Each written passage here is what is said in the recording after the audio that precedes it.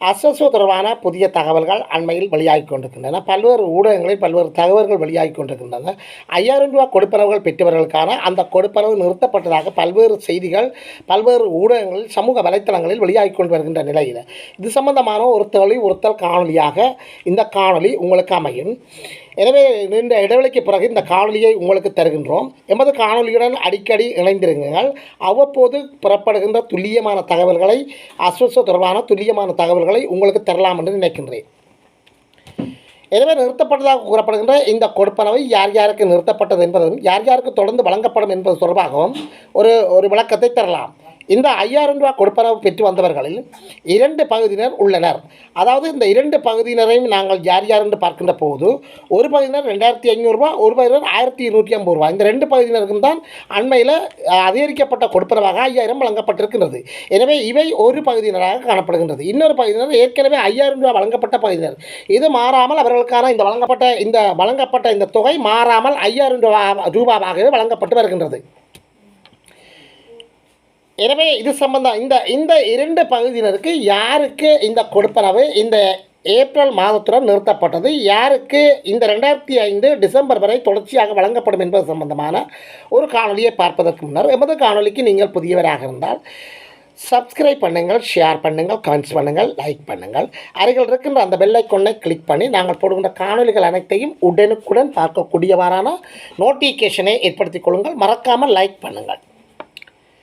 இதில் யாருடையது இந்த ஏப்ரல் மாதத்தில் நிறுத்தப்பட்டது, யாருக்கு டிசம்பர் வரை கிடைக்கும் என்பதை ஒரு விரிவாக பார்ப்போம். ஆனால் இது தொடர்பாக நாங்கள் எங்களுடைய தொலைபேசியில் சில விவரங்களை பார்த்து கொள்ளலாம். www.wpb.lk என டைப் செய்து சர்ச் பண்ணுகின்ற போது ஒரு விண்டோ தோன்றும். இந்த விண்டோவை நீங்கள் பார்க்கின்ற போது நிறைய விடயங்கள் உங்களை பற்றி காணப்படும். Search for household applicants. இதில் அப்ளிகன்ஸ் மெம்பர் என்ஐசி என்கின்ற ஒரு பாக்ஸ் இருக்கும். வடிவாக பாருங்கள். Search for household applicant. இதில் அப்ளிகன் மெம்பர்ஸ் என்ஐசி என்கின்ற ஒரு பாக்ஸ் இருக்கும். இந்த பாக்ஸுக்குள் உங்களுடைய தேசிய அடையாள அட்டை இலக்கத்தை டைப் செய்யுங்கள். டைப் செய்து சர்ச் என்கின்ற பட்டனை நீங்கள் அழுத்துகின்ற போது உங்களுடைய விவரங்களை காட்டும். அதாவது நீங்கள் உங்களுடைய சொந்த இடம், நீங்கள் வசிக்கின்ற இடம், உங்களுடைய முகவரி, உங்களுடைய முழு பெயர், உங்களுடைய அடையாள அட்டை இலக்கம், உங்களுடைய குடும்ப உறுப்பினர்களுடைய பெயர், இவ்வாறு பல்வேறு விடயங்கள் அதில் காணப்படும். இதே போல் இன்னொரு முறையில் நீங்கள் அதனை பார்த்து கொள்ளலாம். QR கோட் இலக்கம் உள்ளவர்கள் அப்ளிகன் ரெஃபரன்ஸ்/HH நம்பர். இதில் கூட உங்களுடைய QR கோட் இலக்கத்தை டைப் செய்து சர்ச் பட்டனை அழுத்துகின்ற போது நாங்கள் மேற்சொன்ன விவரங்கள் மீண்டும் உங்களுக்கு தென்படும். இங்கே நீங்கள் எங்கே இருக்கின்றீர்கள், உங்களுடைய கிராம சேவகர் பிரிவு, டிவிஷன், பிரதேச செயலர் பிரிவு, QR கோட் இலக்கம், உங்களுடைய மொழிபெயர் போன்ற விவரங்கள், குடும்ப விவரங்கள் என்பன அங்கே பார்த்து நீங்கள் சரிபார்த்து கொள்ளலாம். இதேவேளை புதிதாக விண்ணப்பங்கள் போட்டவர்களுக்கு செலக்டட் கேட்டகரிக்குள் உங்களுடைய விவரங்கள் தென்பட மாட்டாது. அது நாட் அப்ளிகன் என்று வரும். இங்கே N/A என்கின்ற அந்த குறியீட்டால் உங்களை பற்றிய விவரங்கள் காணப்படும். இது என்னவென்றால் புதிதாக விண்ணப்பித்தவர்களுக்கு புள்ளிகள் வழங்கப்பட்டு அவர்களுக்கு என்னென்ன வகைகள் அவர்களை உள்ளடக்கலாம் என்றும் அவர்கள் இன்னும் முடிவு செய்யப்படவில்லை என்பதையும் தான் அது காட்டுகின்றது.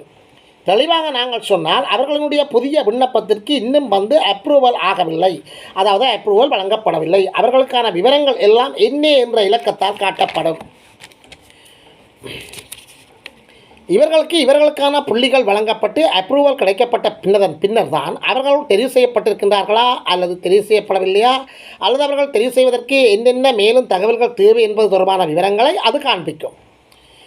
இது பழைய விண்ணப்பதாரர்களுக்குத்தான் பொருத்தமாக இருக்கும். அதாவது ஏற்கனவே ஓராங்கட்டத்திற்கு விண்ணப்பித்தவர்களுக்குத்தான்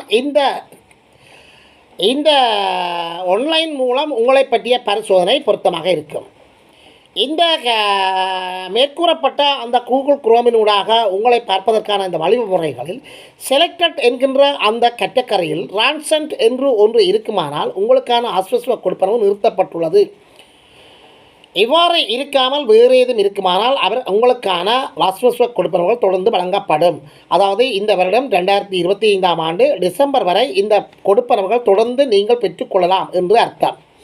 இவ்வாறு நிறுத்தப்பட்டவர்கள் ஆரம்பத்தில் 2500 ரூபா எடுத்துக்கொண்டவர்களும் அதே போல் ஆரம்பத்தில் 1250 ரூபா எடுத்துக்கொண்டவர்களுக்கும் புதிய அரசாங்கத்தின் புதிய அரசாங்கம் வந்ததன் பின்னர் அந்த இருவருக்கும் 5000 ரூபாவாக அதிகரிக்கப்பட்டுள்ளது. இது ஒரு கட்டக்கரைக்குள் அடங்கும். இன்னொரு கட்டக்கரையினர் ஏற்கனவே 5000 ரூபா வழங்கப்பட்டவர்கள் மாறாமல் அதையே பெற்று வந்தனர். இந்த 5000 ரூபா பெற்றவர்களுக்குத்தான் மேற்கூறப்பட்ட நாங்கள் தெரிவிக்கப்பட்ட ஆன்லைன் மூலமான உங்களை பற்றிய மதிப்பீடுகளை மேற்கொள்ளலாம். உங்களுக்கு கிடைக்குமா கிடைக்காத என்ற மதிப்பீடுகளை பெற்றுக்கொள்ளலாம். எனவே இந்த 2 வகையினர் 5000 ரூபாக்காரர்களாக உள்ளார்கள். இவர்களுக்கான யார் யாருக்கு கிடைக்கும் யார் யாருக்கு கிடைக்காது என்பது நாங்கள் மேற்கூறப்பட்ட அந்த ஆன்லைன் ஊடான உங்களுடைய விளக்கத்தை பெற்றுக்கொள்ளலாம். இந்த வீடியோ உங்களுக்கு ஒரு வகை விளக்கத்தை தந்திருக்கும் என்று நம்புகின்றோம். எனவே தெளிவாக தெரிந்து கொள்ளுங்கள். இந்த செலக்டட் என்ற பகுதியில் ரான்சன் என்று தென்படுமாக இருந்தால் அது உங்களுக்கு இந்த 5000 ரூபா கொடுப்பனவு நிறுத்தப்பட்டுள்ளது என்று அர்த்தம்.